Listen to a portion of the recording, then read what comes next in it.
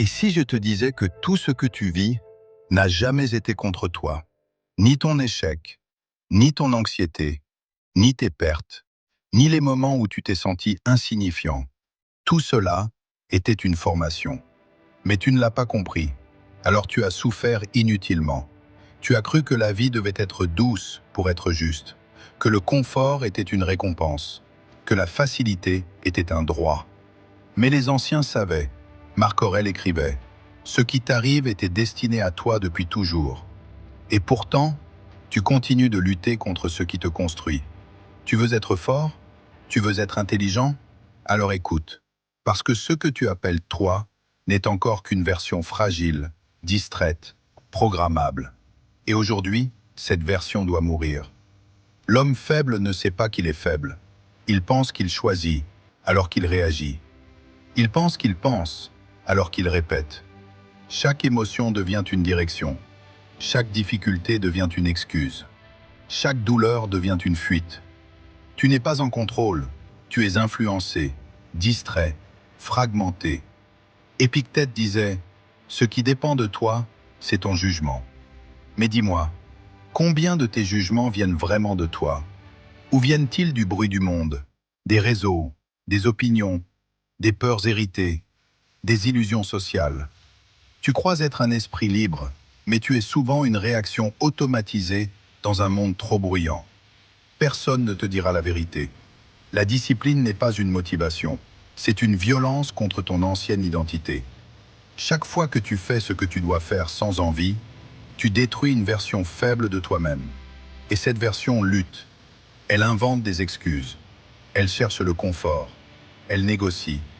Demain, plus tard, je suis fatigué. Mais la vérité est simple. Tu n'es pas fatigué, tu es résistant au changement. Sénèque disait, « Nous ne manquons pas de temps, nous en gaspillons beaucoup. » Mais il aurait pu dire autre chose. Tu ne manques pas de force, tu refuses de l'utiliser. Tu veux devenir intelligent? Alors commence ici. Tu ne sais rien. Pas dans un sens poétique, mais dans un sens brutal. Tout ce que tu crois comprendre est incomplet. Tout ce que tu défends est biaisé. Tout ce qui te semble évident est potentiellement faux. L'intelligence commence là où ton orgueil se casse. Parce que l'ego ne veut pas comprendre. Il veut gagner. Il veut avoir raison. Il veut dominer la discussion.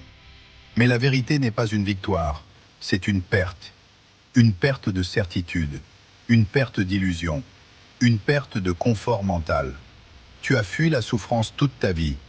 Mais les stoïciens la regardaient différemment. Pour eux, la souffrance est un filtre. Elle révèle ce qui est réel. Quand tout va bien, tout le monde est fort. Mais quand tout s'écroule, seuls quelques-uns restent debout. Pourquoi? Parce qu'ils ne dépendaient pas de ce qu'ils perdaient. Ils avaient compris une chose fondamentale. Tu peux perdre tout ce que tu possèdes, mais jamais ce que tu maîtrises intérieurement. Tu crois que le monde te définit, mais le monde ne fait que refléter ton interprétation. Deux hommes vivent le même événement. L'un s'effondre, l'autre se construit. Pourquoi? Parce que le monde ne contient pas de sens. C'est toi qui le fabriques. Marc Aurèle le disait clairement. Les choses n'affectent pas l'âme, mais les jugements sur les choses. Donc la question n'est pas « que m'arrive-t-il ?» mais « qui deviens-je à travers cela ?» La vraie force mentale ne crie pas. Elle ne cherche pas à être vue. Elle ne se montre pas dans les moments faciles.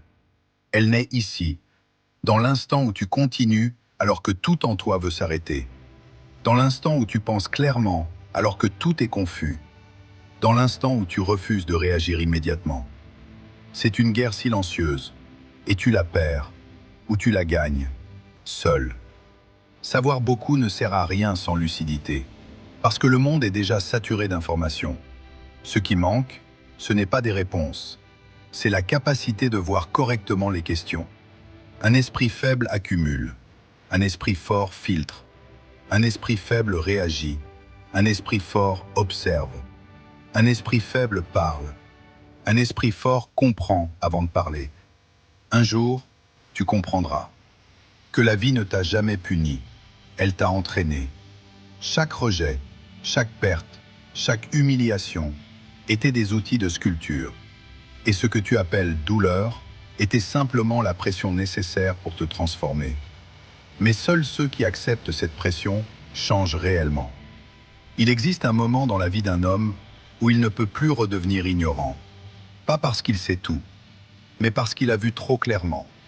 Il a vu ses propres faiblesses sans filtre. Il a vu ses illusions s'effondrer. Il a vu la vérité sans anesthésie.